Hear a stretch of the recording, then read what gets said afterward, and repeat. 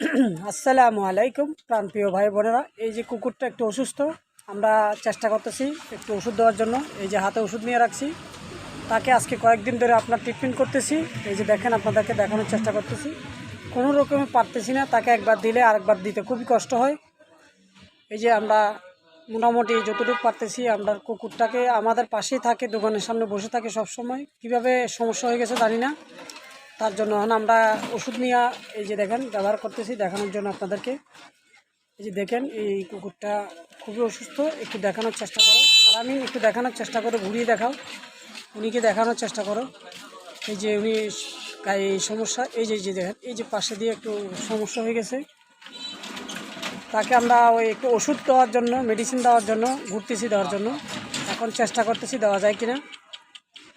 এই যে ডগিকে নিয়ে আমরা একটা ভিডিও করতেছি। এই যে আমাদের আলামিন চেষ্টা করতেছে দেওয়ার জন্য, পারতেছে না।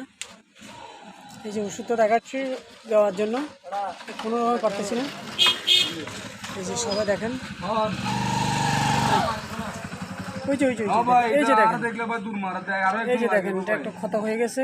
আমরা চেষ্টা করতেছি দেওয়ার জন্য, দিতে পারতেছি না। সবাই ভালো থাকবেন, আল্লাহ হাফেজ।